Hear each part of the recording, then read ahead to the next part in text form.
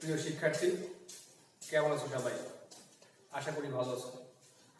আজকে আমরা বাংলা দ্বিতীয় পত্র থেকে পড়ব বাংলা দ্বিতীয় পত্রের দ্বিতীয় অধ্যায় বাংলা বানানের নিয়ম। তো বাংলা বানানের নিয়ম থেকে আজকে আমরা নত্ব বিধান সম্পর্কে জানব।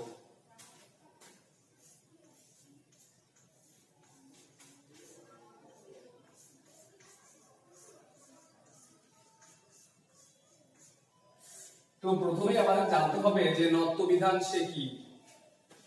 তৎসম শব্দে মূর্ধন্য ব্যবহারের যে নিয়ম তাকে নত্ব বিধান বলে।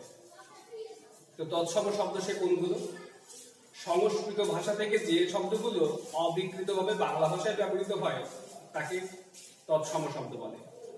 আর নত্ব বিধান হচ্ছে তৎসম শব্দ বা সংস্কৃত শব্দে মূর্ধন্য ন ব্যবহারের যে নিয়ম তাই নত্ব বিধান। তো আমরা জানি যে উৎস অনুসারে শব্দ মোট 5 প্রকার: তৎসম শব্দ, অর্ধ তৎসম, তদ্ভব, দেশি, বিদেশি। তো নত্ব বিধানের নিয়মগুলো শুধুমাত্র তৎসম শব্দ বা সংস্কৃত শব্দের ক্ষেত্রে প্রযোজ্য হবে। অর্ধ তৎসম, তদ্ভব, দেশি, বিদেশি শব্দগুলোতে নত্ব বিধান প্রযোজ্য হবে না। তাহলে আমরা জানলাম যে হচ্ছে নত্ব বিধান কাকে বলে। তৎসম শব্দ অর্থাৎ সংস্কৃত শব্দে মূর্ধন্য ন ব্যবহারের যে নিয়ম তাকে নত্ব বিধান বলে। তো এবার আমরা জানবো যে তৎসম শব্দে কোথায় কোথায় মূর্ধন্য ন বসে, অর্থাৎ নত্ব বিধানের নিয়মগুলো হচ্ছে আমরা জানবো। প্রথমেই আমরা যে নিয়মটা জানবো সেটা হচ্ছে রি বা রিকার। তৎসম শব্দে রি বা রিকার এর পর মূর্ধন্য ন হয়। যেমন ঋণ বা তৃণ। তাহলে শব্দ দুটো খেয়াল করো। ঋণ, ঋণ এর পর মূর্ধন্য ন। তৃণ, এইখানে হচ্ছে তয় রিকার আছে, রিকারের পরে মূর্ধন্য ন। অর্থাৎ রি বা রিকার এর পর তৎসম শব্দে মূর্ধন্য ন হয়। তো এর পরবর্তী যে নিয়মটা সেটা হচ্ছে আমরা দেখব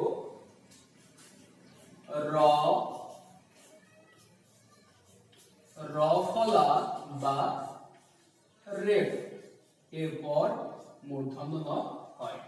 অর্থাৎ তৎসম শব্দে র ফলা বা রেফ এর পর মূর্ধন্য ন হয়। যেমন মরণ, প্রণয় প্রভৃতি। তাহলে এখানে হচ্ছে খেয়াল করো যে রি, র ফলা বা রেফ এর পর মূর্ধন্য ন হয়। তাহলে এখানে মরণ র আছে, র এর পর মূর্ধন্য ন। এইখানে পয় র ফলা আছে, র ফলা এর পর মূর্ধন্য ন। তো আশা করি নিয়ম দুটো তোমরা বুঝতে পারছো। তো 3 নাম্বার হচ্ছে নিয়মে হচ্ছে আমরা জানবো। তাহলে আমরা প্রথম নিয়ম কি জানলাম? রি বা রিকার এর পরে মূর্ধন্য ন হয়, র ফলা বা রেফ এর পর মূর্ধন্য ন হয়। এরপরে হচ্ছে আমরা জানবো ট বর্গীয় বর্ণ। ট বর্গীয় বর্ণ, ট বর্গীয় বর্ণের যুক্ত ব্যঞ্জন হিসেবে বা যুক্ত বর্ণ হিসেবে সবসময় মূর্ধন্য ন হয়। অর্থাৎ ট বর্গীয় বর্ণ সে কোনগুলো? ট, ঠ, ড, ঢ এর সঙ্গে যুক্ত ব্যঞ্জন হিসেবে সবসময় মূর্ধন্য ন হয়। যেমন কণ্ঠ,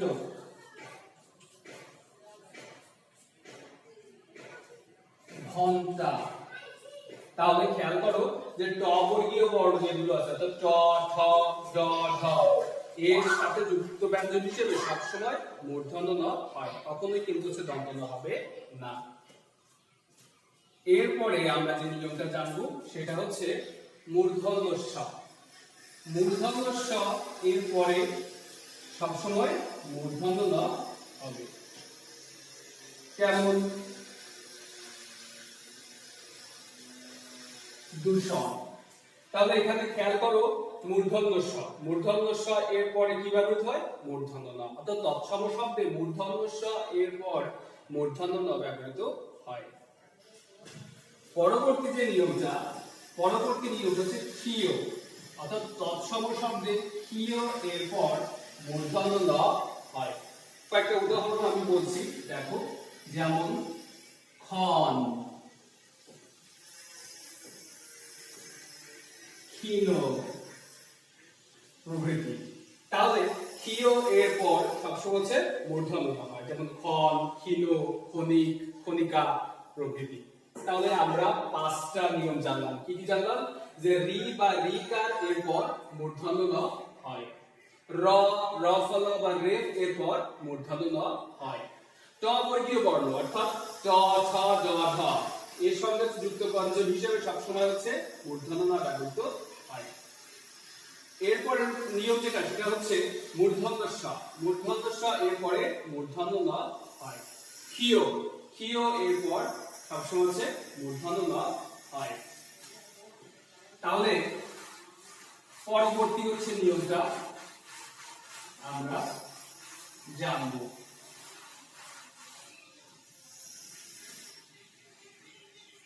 প্রথমে তাহলে আমরা কি জেনেছি? রি বা রিকার, র বা র ফলা, মূর্ধন্য ষ, ক্ষীয় প্রভৃতি এরপর মূর্ধন্য ন হয়।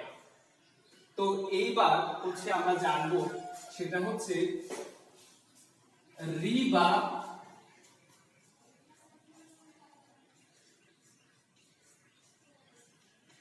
রিকার, র বা র ফলা, মূর্ধন্য ষ, ক্ষীয় এর পর যদি ক বর্গীয় বর্ণ,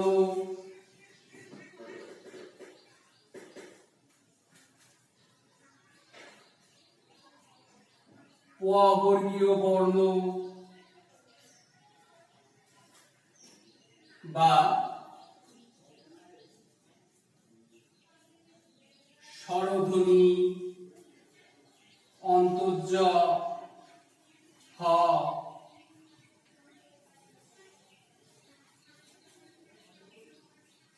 ব্যবধান থাকে, তবুও তারপর মূর্ধন্য ন হয়। তাহলে খেয়াল করো, আমরা প্রথমে কি দেখেছিলাম? যে রি বা রিকার, র বা র ফলা, মূর্ধন্য ষ, ক্ষীয় প্রভৃতির পরে হচ্ছে মূর্ধন্য ন হয়, অর্থাৎ ঠিক পরে যদি থাকে তাহলে মূর্ধন্য ন হয়। আর এই নিয়মটাতে হচ্ছে আমরা দেখতে পাচ্ছি যে রি বা রিকার, র ফলা, মূর্ধন্য ষ, ক্ষীয় এর পর যদি ক বর্গীয় বর্ণ অর্থাৎ ক, খ, গ, ঘ, উ, প বর্গীয় বর্ণ প, ফ, ব, ভ, ম বা স্বরধ্বনি অন্তর্জ হ প্রভৃতির ব্যবধান থাকে, তারপরও মূর্ধন্য ন হয়। কেমন? উদাহরণ হিসেবে দেখো, কৃপণ, আমি একটা শব্দ বললাম কৃপণ। তাহলে দেখো কয় রিকার আছে, আমরা প্রথমে দেখেছিলাম যে রি বা রিকারের ঠিক পরে মূর্ধন্য ন হয়, র বা র ফলার ঠিক পরে মূর্ধন্য ন হয়, ক্ষীয় এর ঠিক পরে মূর্ধন্য ন হয়। তো এই নিয়মটা আমরা কি জানলাম? যে রি বা রিকার, র বা র ফলা, মূর্ধন্য ষ, ক্ষীয় এর পর যদি ক বর্গীয় বর্ণ থাকে, প বর্গীয় বর্ণ থাকে, স্বরধ্বনি অন্তর্জ হ এইগুলো যদি হচ্ছে থাকে তাহলে এর পরেও মূর্ধন্য ন হয়। যেমন কৃপণ, এইখানে ক এর পরে রিকার আছে, রিকারের পরে প বর্গীয় বর্ণ অর্থাৎ প আছে, তারপরে মূর্ধন্য ন হয়েছে। অর্থাৎ রি বা রিকার, র বা র ফলা এরপর যদি ক বর্গীয় বর্ণ, প বর্গীয় বর্ণ বা স্বরধ্বনি বা অন্তর্জ হ থাকে, তারপরেও মূর্ধন্য ন হয়। তাহলে নিয়মটা নিশ্চয়ই তোমরা বুঝতে পারছো। তো পরবর্তী হচ্ছে নিয়মে আমরা যাব।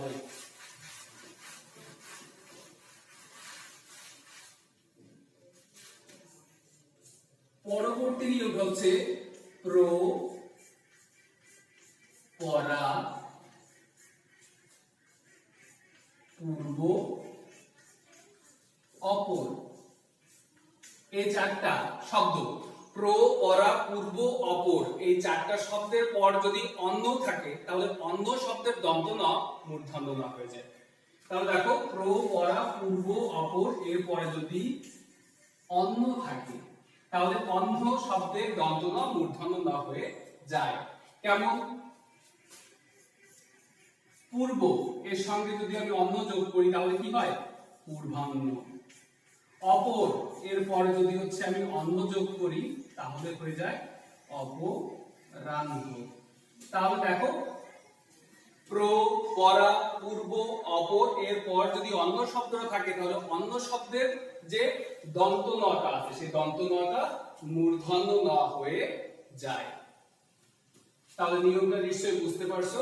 তো পরবর্তী হচ্ছে নিয়মের দিকে হচ্ছে আমরা যাব।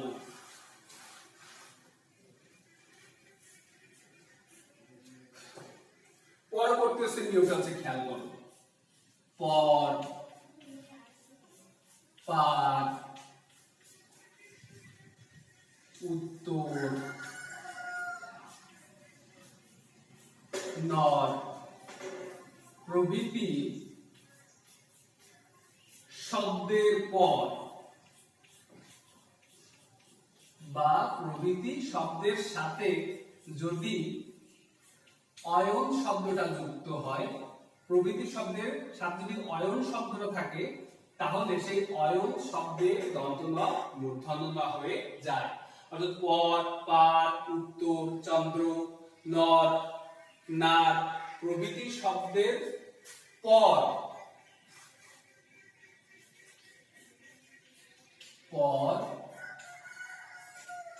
অয়ন শব্দের দন্ত ন মূর্ধন্য ন হয়ে যায়। অর্থাৎ পর, পার, উত্তর, নর প্রভৃতি শব্দের পর যদি অয়ন শব্দ থাকে তাহলে সেই অয়ন শব্দের দন্ত ন মূর্ধন্য ন হয়ে যায়। সেটা কেমন? পর এর সঙ্গে যদি হচ্ছে আমি আয়ন যোগ করি তাহলে হয় পরায়ণ। পরায়ণ এই যে দন্ত ন ছিল দন্ত নটা হচ্ছে মূর্ধন্য ন হয়ে যায়। সেরকম ভাবে রাম, রামের সঙ্গে যদি আমি আয়ন যোগ করি তাহলে হয় রামায়ণ। অর্থাৎ দুঃখিত পর, পার, উত্তর, রাম, নর, নার প্রভৃতি এরপর যদি আয়ন শব্দটা থাকে তাহলে সেই আয়ন শব্দের দন্ত ন মূর্ধন্য ন হয়ে যায়। যেমন পরায়ণ, রামায়ণ, উত্তরায়ণ, নারায়ণ প্রভৃতি।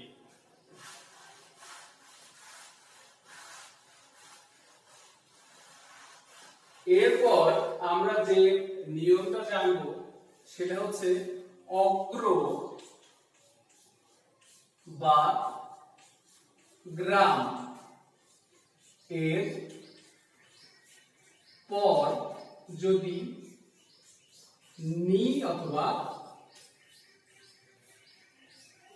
হায়ন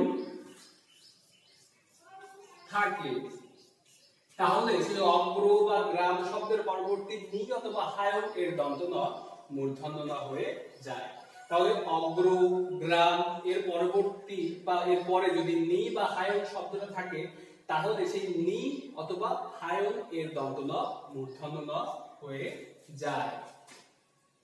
সেটা কেমন হতে পারে একটা উদাহরণ দিচ্ছি। অগ্র এর সঙ্গে যদি নি যোগ হয় তাহলে কি হয়? অগ্রণী।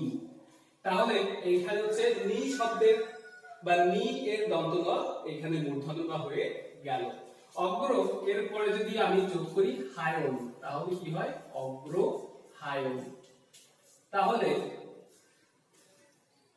এখানে অগ্র এর পর যে হায়ন শব্দটা সেই হায়ন এর দন্ত ন মূর্ধন্য ন হয়ে গেল। তাহলে এতক্ষণ আমরা দেখলাম যে কোথায় কোথায় মূর্ধন্য ন হয়, অর্থাৎ তৎসম শব্দে কোথায় কোথায় মূর্ধন্য ন হয় এবং তার নিয়মগুলো আমরা একটা একটা করে দেখলাম। তো কিছু কিছু শব্দ আছে যে শব্দগুলোতে স্বভাবতই মূর্ধন্য ন হয়, অর্থাৎ সেগুলো কোনো নিয়মের ধার ধারে না, সেগুলো স্বভাবতই মূর্ধন্য ন বা সেগুলো নিত্য মূর্ধন্য ন। কয়েকটা শব্দ হচ্ছে আমি তোমাদেরকে হচ্ছে বলি।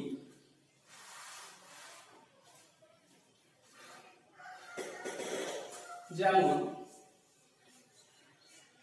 চাণক্য,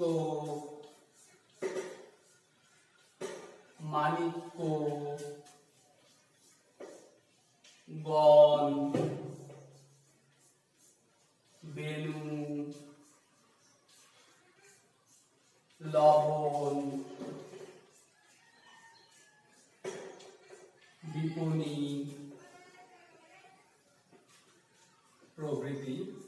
এরকম অনেক শব্দ আছে। চাণক্য, মাণিক্য, গণ, বেনু, লবণ, বিপণী প্রভৃতি শব্দে নিত্য মূর্ধন্য ন হয়। নিত্য মূর্ধন্য ন বা স্বভাবতই মূর্ধন্য ন, অর্থাৎ এগুলো কোনো নিয়মের ধার ধারে না, এগুলোতে হচ্ছে অবশ্যই মূর্ধন্য ন হবে, স্বভাবতই এগুলো মূর্ধন্য ন হবে বা এগুলো হচ্ছে নিত্য মূর্ধন্য ন হয়। তাহলে এগুলো তোমরা একটু হচ্ছে প্র্যাকটিস করবে। বইয়ে দেখবে যে অনেকগুলো হচ্ছে শব্দ আছে যেগুলো হচ্ছে বইয়ে উল্লেখ করে দেয়া আছে, একেবারে শব্দগুচ্ছ। তো সেগুলো তোমরা খেয়াল করে রাখবে যে হচ্ছে কোনগুলোতে নিত্য মূর্ধন্য ন অর্থাৎ স্বভাবতই মূর্ধন্য ন হয়। তো এতক্ষণ আমরা জানলাম যে তৎসম শব্দে কোথায় কোথায় মূর্ধন্য ন হয়। এরপরে আমাদের একটু হচ্ছে জেনে রাখতে হবে যে মূর্ধন্য ন কোথায় কোথায় হয় না। তো প্রথমেই হচ্ছে আমরা জেনেছি নত্যবিধানের হচ্ছে সংজ্ঞাতেই জেনেছি যে তৎসম শব্দের মূর্ধন্য ন ব্যবহারের যে নিয়ম তাকে নত্যবিধান বলে, অর্থাৎ শুধুমাত্র সংস্কৃত বা তৎসম শব্দেই নত্যবিধান প্রযোজ্য হবে। অর্ধ তৎসম, তদ্ভব, দেশি, বিদেশি শব্দে কখনো মূর্ধন্য ন হবে না। তো তাহলে হচ্ছে খেয়াল করো যে আমরা প্রায়শই যে হচ্ছে ভুলগুলো করে থাকি, অর্থাৎ আমরা অতৎসম শব্দে মূর্ধন্য ন হচ্ছে ব্যবহার করে থাকি বা হচ্ছে বানানের ক্ষেত্রে আমরা প্রায়শই ভুল করে থাকি। তো তোমরা অবশ্যই বানানের ক্ষেত্রে সচেতন থাকবে। বাংলায় দন্ত ন এবং মূর্ধন্য ন এর উচ্চারণগত তফাৎ তেমন একটা নেই, কিন্তু বানানের ক্ষেত্রে কিন্তু হচ্ছে অবশ্যই আমাদের সতর্ক হতে হবে, অর্থাৎ আমরা কোনো অতৎসম শব্দে কখনোই হচ্ছে মূর্ধন্য ন ব্যবহার করব না। তাহলে দেখো আমরা একটু হচ্ছে সচেতন থাকবো, সেটা হচ্ছে কি যে ক্রিয়াপদে কখনো মূর্ধন্য ন হবে না, ক্রিয়াপদে সবসময় দন্ত ন হবে। তারপর বিদেশি যে শব্দগুলো আছে, বিদেশি শব্দগুলোতে কখনোই মূর্ধন্য ন হবে না, সবসময় দন্ত ন হবে। তো বিদেশি শব্দ হচ্ছে কোনগুলো? আরবি, ফার্সি, উর্দু, ইংরেজি প্রভৃতি শব্দ থেকে যেগুলো আসছে, যে শব্দগুলো, সেগুলোকে বলে বিদেশি শব্দ। তো বিদেশি শব্দে কখনোই মূর্ধন্য ন হবে না, সবসময় দন্ত ন হবে। আরো একটা হচ্ছে কথা এখানে বলি তোমাদের, সেটা হচ্ছে ত বর্গীয় বর্ণ। ত বর্গীয় বর্ণ,